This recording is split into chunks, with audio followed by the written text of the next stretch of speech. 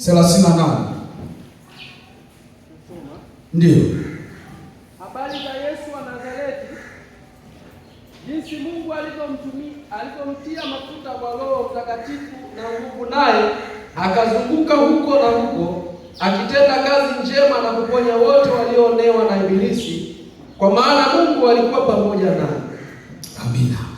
Kwa habari za Yesu wa Nazareti, jinsi Mungu alivyomtia mafuta kwa Roho Mtakatifu na nguvu. Yesu Kristo alitiwa mafuta na Roho Mtakatifu. Mungu alimtia mafuta ya Roho Mtakatifu na nguvu. Kwa hiyo tunapozungumza Pentekoste, maana yake ni kutiwa mafuta, ni kupewa nguvu tena. Hata Yesu Kristo alitiwa mafuta. Huyu Yesu wa Nazareti alitiwa mafuta na Mungu, mafuta ya Roho Mtakatifu, akawa na nguvu. Biblia inasema akazunguka huko na huko akihubiri na kuponya watu, akitenda kazi njema ya kuponya watu walioonewa na Ibilisi, kwa maana Mungu alikuwa pamoja naye, kwa sababu ametiwa mafuta. Nataka nikwambie asubuhi ya leo, siku hii ya Pentekoste, Roho wa Mungu yupo mahali hapa kukutia mafuta ili ufanye kazi ya Mungu kwa nguvu na uwezo, upokee uponyaji. Ndio maana ya Pentekoste. Yesu anawaambia wanafunzi wake, kaeni hapa mpaka mpokee nguvu kutoka juu. Kwa msimu huu wa Pentekoste ni msimu wa kutiwa nguvu tena. Kuna jazwa tena, kama ilikuwa imepungua, Bwana anairejesha, Bwana anakujaza, Bwana anafufua mambo yaliyokufa ndani yako. Unatiwa mafuta. Pentekoste maana yake unatiwa mafuta tena, nguvu zinarejea, unapokea nguvu kutoka juu. Kama ulikuwa una Roho Mtakatifu, asubuhi ya leo ukifungua moyo wako na kuhakikishia utajazwa tena Roho Mtakatifu. Waimbaji wameimba mahali hapa wakisema, shuka, shuka utujaze tena. Atashuka kwa wale waliofungua mioyo, walio tayari awajaze. Amen. Bwana asifiwe sana. Kwa hiyo katika Pentekoste kaa mkao wa kutarajia kupata nguvu kutoka kwa Mungu. Amen. Yesu mwenyewe katika kazi zake alipakwa mafuta na Mungu kwa Roho Mtakatifu. Akaenda vijiji akihubiri, akitenda kazi njema, akiponya watu. Siri yake iliyokuwa nyuma yake ni mafuta ya Roho Mtakatifu na nguvu za Roho Mtakatifu. Amen. Matendo ya Mitume 1:8. Matendo ya Mitume 1:8. Matendo ya Mitume sura ya 1 mstari wa 8. Ndio. Lakini mtapokea nguvu akiisha kuajilia juu yenu Roho Mtakatifu, nanyi mtakuwa mashahidi wangu katika Yerusalemu na katika Uyahudi wote na Samaria na hata mwisho wa nchi. Amina. Tutapokea nguvu akisha kutujilia Roho Mtakatifu. Tunaweza hata kuwa mashahidi. Tunaweza tukamthibitisha Yesu, kwa sababu nguvu ipo. Mambo aliyokuwa anayafanya Yesu yataonekana ndani yetu. Tunaweza kuwa mashahidi. Unajua, shahidi ni mtu ambaye anakuwepo mahali, ana uhakika na kitu kilichotendeka, anakijua. Lakini ili uwe shahidi wa Yesu Kristo, lazima nguvu ya Roho Mtakatifu ije juu yako. Ndiyo maana ya Pentekoste. Sasa tumekuwa tukijifunza kwa habari ya somo linalosema karama za Roho Mtakatifu, na tumeangalia karama kama 6 hivi. Kuna zile karama za mafunuo na zile karama za nguvu au karama za uwezo tumejifunza. Lakini nilipokuwa nasema mwanzoni, tulipokuwa tunaanza somo, kulikuwa kuna malengo katika somo. Mojawapo ni kuzifahamu hizi. Maana Paulo anasema katika ile Wakorinto wa 2:12 mstari wa 1, kwa habari ya karama za Roho sitaki mkose kufahamu. Kwa hiyo nikapata mzigo wa kufundisha karama za Roho, na kwa sehemu tumeziona. Sasa hivi tukaangalie jinsi ya kupokea karama za Roho Mtakatifu, kwa sababu Roho Mtakatifu anaposhuka anashuka na karama, anashuka na karama. Hizi karama ndizo zitakupa nguvu katika utendaji.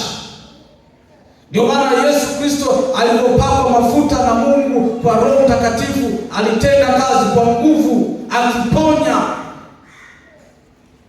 Hata baada ya Pentekoste, tukisoma habari hizi, tunaona wale mitume waliokuwa pale juu wamejifungia, wanaomba. Baada ya Roho Mtakatifu kushuka juu yao, walianza kutenda kazi hizi kwa nguvu kama mashahidi. Ukisoma Petro aliweza kuhubiri, akapata ushahidi, akahubiri watu 3,000 wakaokoka asubuhi ile.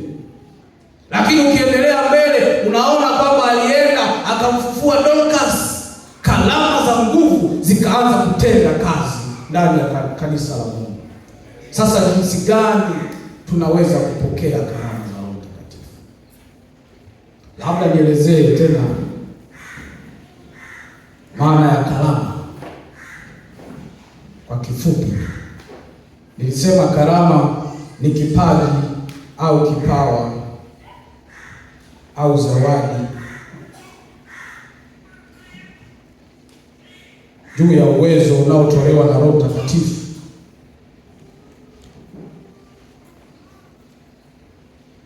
karama ni kipaji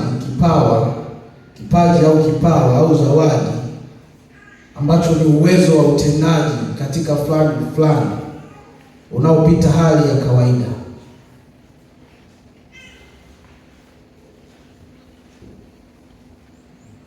Lakini maana nyingine nikasema karama ni vitendea kazi vya kanisa.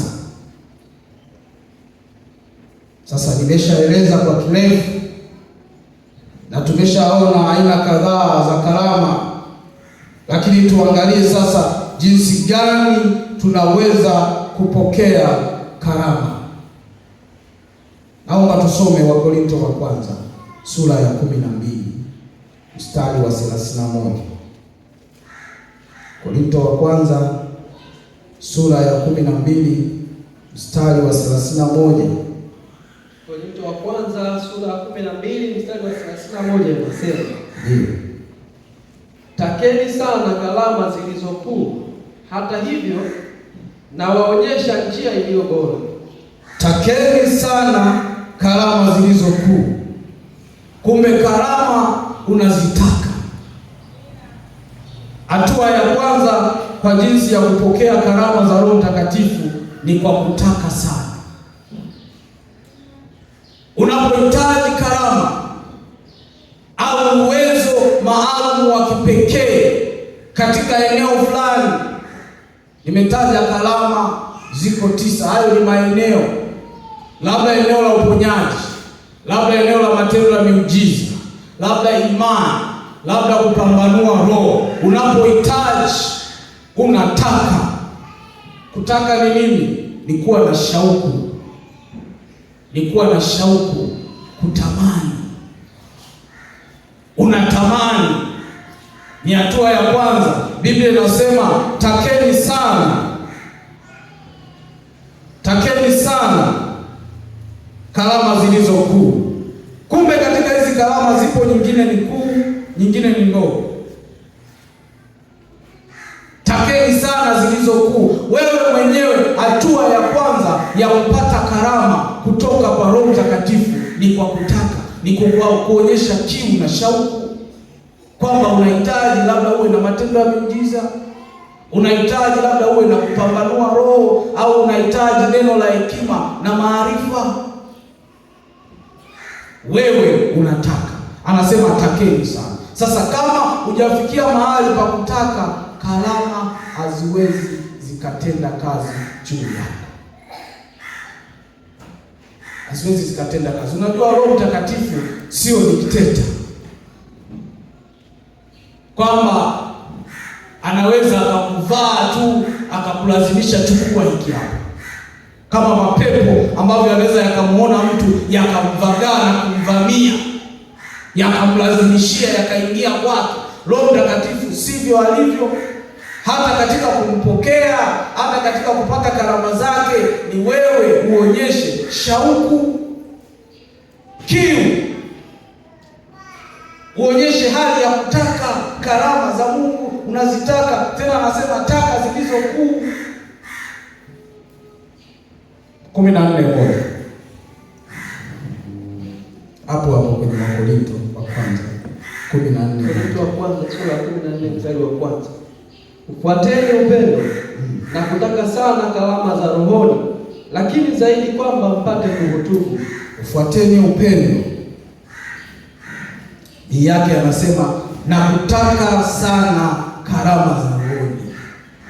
Kwanza ufuate upendo, halafu ukishajiridhisha kwamba una upendo, maana Mungu ni pendo, ndipo utake sana karama za rohoni. Watu wa Mungu tumeachiwa amri kuu mbili mpya na Bwana Yesu. Na katika amri kuu ni nini? Ni upendo. Alisema mpende Bwana Mungu wako. Halafu nyingine akasemaje? Pende jirani yako kama nafsi yako. Anasema ufuate kwanza upendo. Ukishajiridhisha kwenye eneo hilo la upendo, uko vizuri, inakuja bii yake, anasema nini? Taka sana karama za rohoni. Taka sasa Mungu akupe uwezo usio wa kawaida katika utendaji wa kazi zake. Lakini kwanza uwe na upendo. Sasa huwezi ukawa na upendo kama kwanza hujaokoka. Kwa hiyo jambo la kwanza, lazima uwe ni mtu ambaye umemwamini Yesu Kristo kama Bwana na Mwokozi wako. Baada ya kuwa umemwamini Yesu Kristo kama Bwana na Mwokozi wa maisha yako, inakuja hatua ya pili, kwa sababu kujazwa Roho Mtakatifu au kupokea Roho Mtakatifu au ubatizo wa Roho Mtakatifu ni ahadi ya Baba kwa watoto wake. Kwa hiyo ukishaamini, baadaye unampokea Roho Mtakatifu, na kwa Roho Mtakatifu anaweza akawepo ndani yako, anaishi na wewe, anakaa na wewe, uko naye kila siku, unanena na kwa lugha, lakini hauna karama zake. Hauna karama zake. Kwa nini? Haujazitaka, haujazihitaji. Pengine kwa kutokufahamu, pengine hauna shauku na karama za Roho Mtakatifu. Sasa tulijifunza tukasema kwamba kuwa na karama za Roho Mtakatifu ni kama vitendea kazi. Ni sawasawa na wewe ufanye kazi pasipokuwa na vifaa. Tumeona hapa muda mfupi uliopita kwaya ilivyokuwa inaimba, mara ghafla umeme ukakatika. Kweli waliimba akapela, na kweli Mungu aliwawezesha, wameimba, lakini ilikuwa katika hali ya ugumu na kuimba na nini. Ni tofauti kama spika na vyombo hivi vifaa vingekuwepo, ingekuwa katika ubora zaidi. Ndivyo zilivyo karama za Roho. Unaweza ukafanya kazi ya Mungu, lakini ni kwa shida na kwa taabu na kwa maumivu na manunguniko, kwa sababu hauna karama.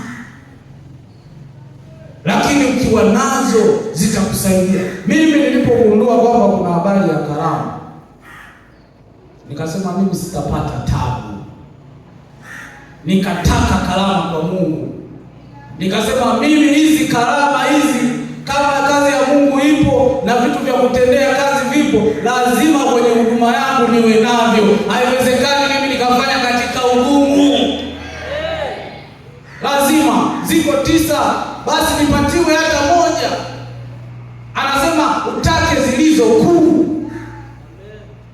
Sasa nikitaka zilizo kuu, kuna ubaya gani? Yeye atanigawia kwa jinsi anavyoona yeye. Lakini kwanza lazima nionekane na zihitaji. Nilipogundua siri hii, nikasema karama lazima niwe na karama. Na kweli Mungu amenibarikia karama. Bwana asifiwe sana. Na nilipokuwa hata naandaa somo hili, ilikuwa sijui ni lini, nikapata kutumia karama ya neno la hekima. Nikisema neno la hekima, si mnaelewa kanisa? Nikiwa katika neno la hekima, maana nilisema hizi karama, kwa mfano neno la hekima ambayo ni kujua mambo yajayo kwa uwezo usio wa kawaida. Unapoweza kujua mambo yajayo kwa uwezo usio wa kawaida ukayajua, hiyo ndio karama ya neno la hekima. Sasa nikashangaa, maana unaweza ukaijua kwa namna mbalimbali, hata kwa ndoto, hata kwa unabii, hata kwa maono. Nikashangaa juzi hapa nikawa nimeota ndoto. Nilipoamka nikamwambia mke wangu, leo nimeota ndoto nzuri, maisha yangu yote sijawahi